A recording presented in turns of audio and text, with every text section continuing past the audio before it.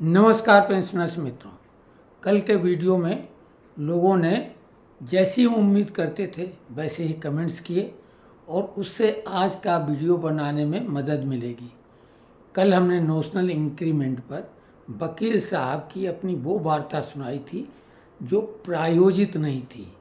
हमने खुद ने ये सोचा था इसको हम डाल देंगे, लेकिन हमें लगा स्वास्थ्य थोड़ा गड़बड़ है, समझाने के बजाय पूरी बात आप लोग खुद समझ लें, उसके बाद जो प्रश्न होंगे उनके उत्तर हम देंगे। लेकिन अब बात केवल नोशनल इंक्रीमेंट की नहीं, जो और महत्वपूर्ण मुद्दे हैं जैसे 18 महीने का बकाया डीए एरियर, डीए मर्जिंग, उसके अलावा फिक्स मेडिकल अलाउंस, पेंशन वृद्धि 65 साल के बाद, रिस्टोरेशन जो 15 साल के लिए पेंशन बिक जाती है, रेलवे कंसेशन और एएचटीसी।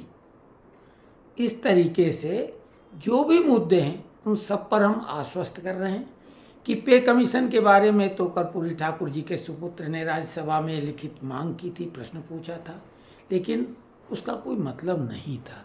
लेकिन फिर भी वो हम लोगों के हक में खड़े हुए, इसलिए उनको धन्यवाद हम सब लोगों की तरफ से। 18 महीने के डीए एरियर की बात है, वो भी मामला उठाया जा चुका है। बीपीएमएस के जनरल सेक्रेटरी मुकेश सिंह ने लेटर लिखा था वित्त मंत्री जी को। हमने ये भी बताया था कि वो मिलने की स्थिति बन चुकी थी, लेकिन कैसे उसमें रंगा आ गया। इसके अलावा 65 साल वाली उम्र का जो मामला है पेंशन वृद्धि का, उसको हमको लगातार आगे बढ़ाना पड़ेगा, ठंडा नहीं होने देना मामले को, क्योंकि सरकार उन्हीं मांगों को मानती है जो अग्र पंक्ति में होती हैं।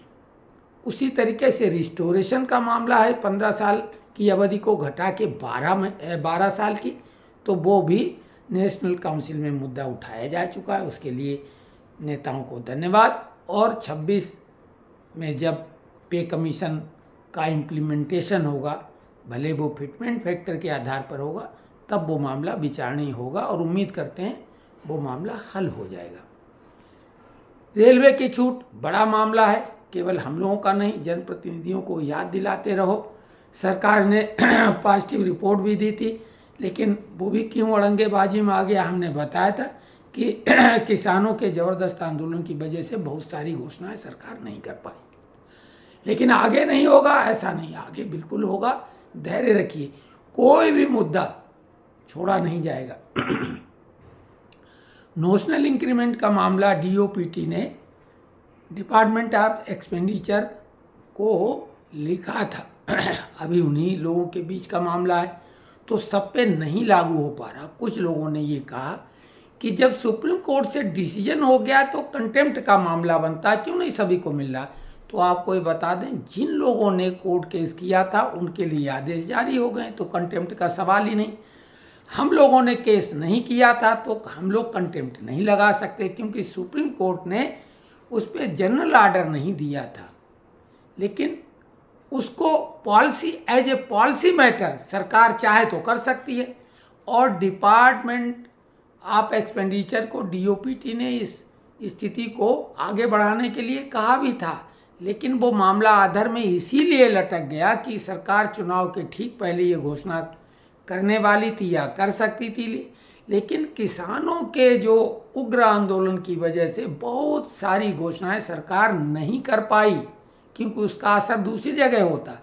फिक्स मेडिकल अलाउंस का मुद्दा बहुत ज़रूरी है, सरकार उसको बाद में करेगी, नहीं तो उसके लिए दबाव बनाया जाए।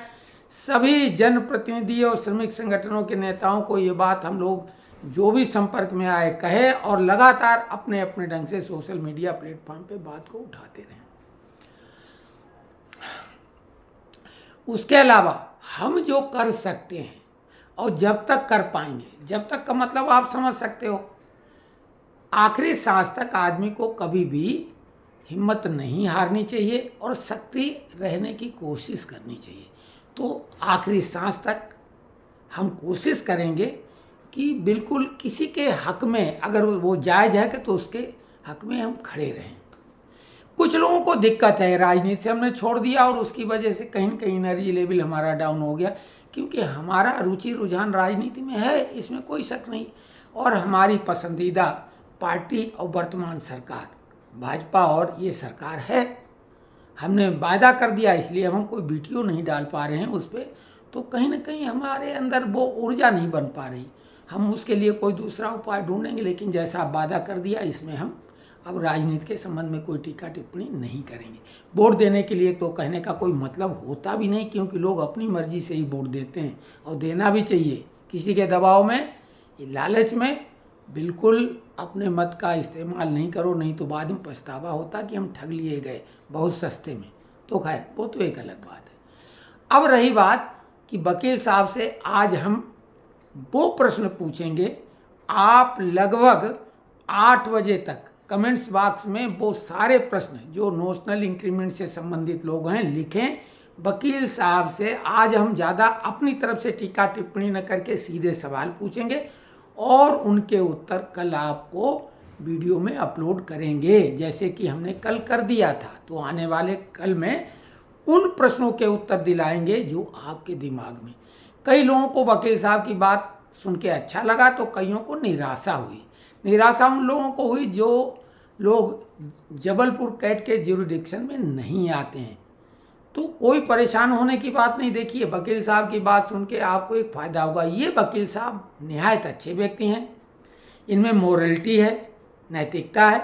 तो ये जो भी बात कहेंगे वो चालाकी वाली नहीं होगी, साफ सुथरी होगी, पहली बात।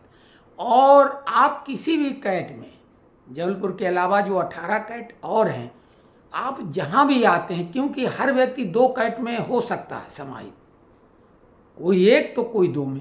एक तो आपने जहाँ नौकरी की वो ज्यूरिडिक्शन जहाँ आता है जिस कैट में, दूसरा आप जहाँ अब निवास कर रहे हैं तो वहाँ की कैट में। तो 2 तरह का मामला है। लेकिन फ़ायदा क्या होगा, आप पूरी तैयारी करके आप जाएंगे कैट में, जीतना तय है। अच्छे वकील को करें। फीस जैसा कि बताया कि 5,000 से ज़्यादा देने की आवश्यकता नहीं है। अगर कोई ज़्यादा मांग करेगा तो हमसे बताइएगा, हम उसी कैट में कोई अच्छे वकील से बात, चूँकि ये वकील हमारे एक लिंक में है और हमारे कई रिलेटिव वकील हैं, तो उनके थ्रू उस कैट के किसी अच्छे वकील को, क्योंकि हर जगह अच्छे बुरे लोग होते हैं, चालाक लोग होते हैं, तो ऐसे वकील को कराएंगे जो 5,000 या उससे कम फीस लेगा। जैसा कि हमने आपको कहा कि अगर बैच बड़ा होगा तो ये 5,000 तो अधिकतम फीस है। अगर बैच बड़ा हो जाएगा तो फीस वकील साहब कम करेंगे, ये हम बता रहे हैं। क्योंकि वकील साहब जो मेहनत करें, लगे उनका भी कुछ, भाई मेहनत करें तो इंटरेस्ट उसमें रहना चाहिए।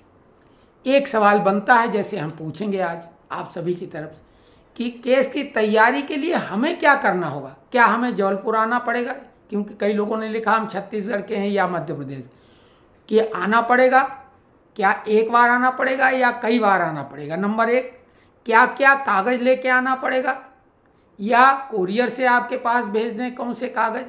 ये सारे सवाल क्लियर कर देंगे। यानी क्या डॉक्यूमेंट रिक्वायर होंगे वकील साहब को केस करने के लिए, और क्या आपको वकालतनामा पे हस्ताक्षर करने खुद आना पड़ेगा या नहीं, आपके डॉक्यूमेंट पर्याप्त होंगे?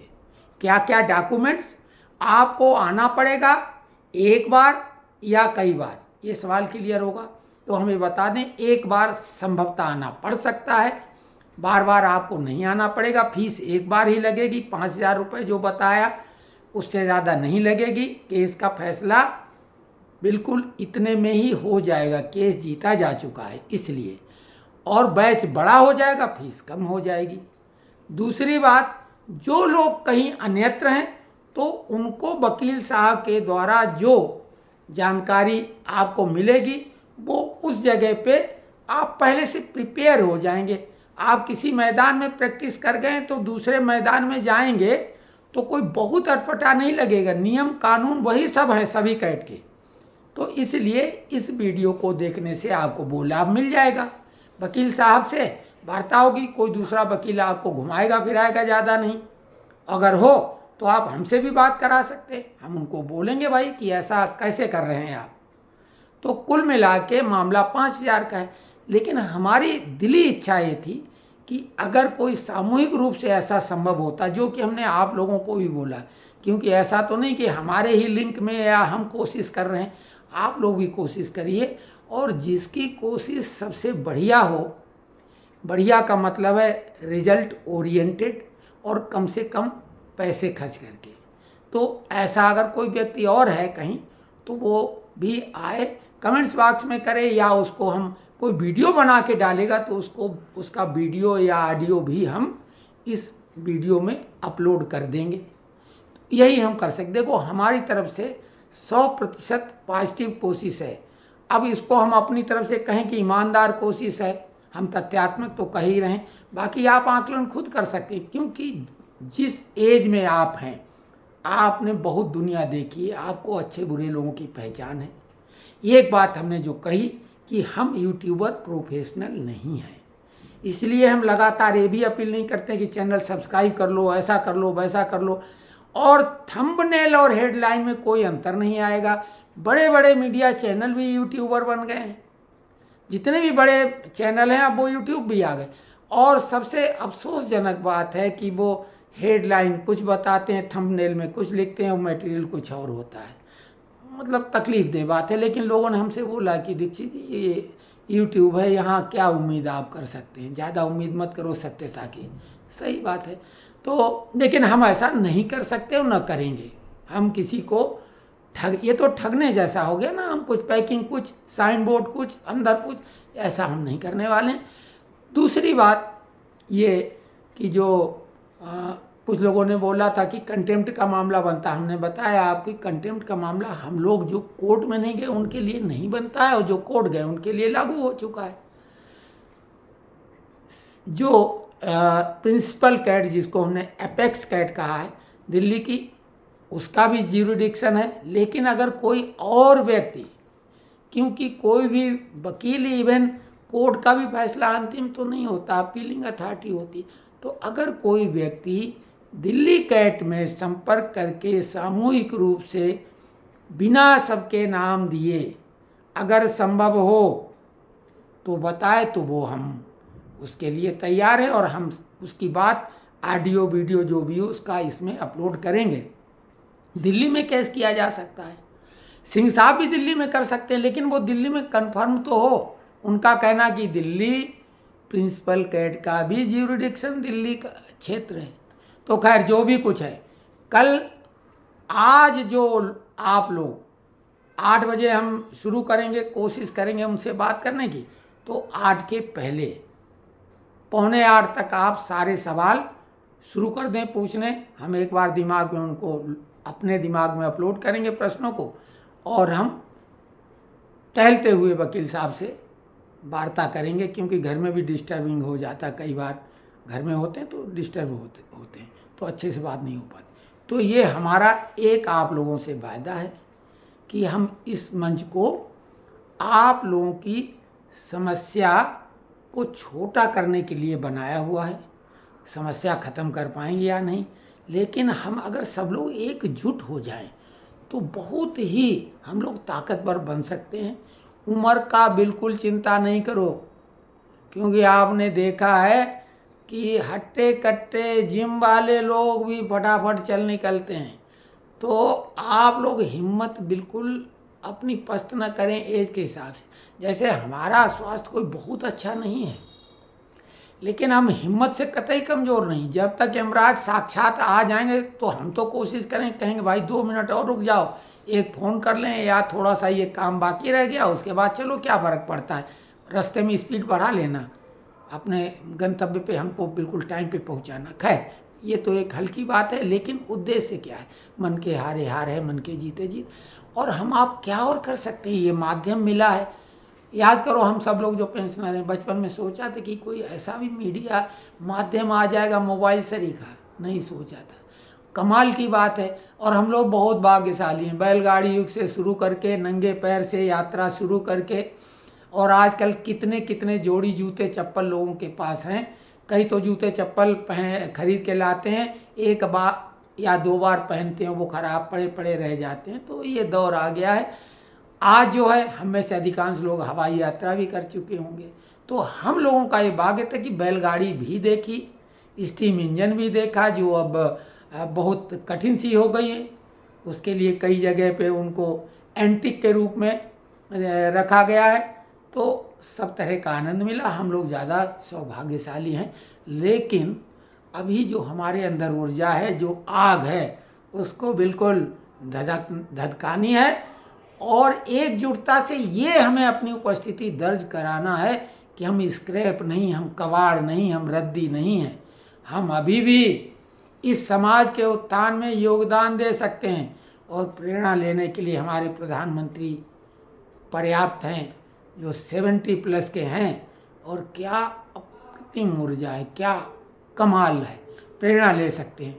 देखिए, अगर कोई विरोध भी मानता हो तो विरोधी पक्ष के खिलाड़ी से भी प्रेरणा लेनी चाहिए। क्या मेहनत में, दिमाग लगाने में, चर्चा में क्या कमाल है। तो हम लोग अभी बहुत कुछ कर सकते हैं। एकजुटता दिखाना जरूरी है। अगर इसी मंच को आप आगे बढ़ाते हैं तो ये मंच कोई भी बाद में इस्तेमाल कर सकता है, ऐसा तो है नहीं। तो हमारी आवाज़ को वजन मिलेगा। तो कल के वीडियो तक के लिए आपको नमस्कार। कमेंट्स बॉक्स में आप अपने प्रश्न लिखें, हम उनके जवाब कल आपको वकील साहब की ज़ुबानी दिलाएंगे। धन्यवाद।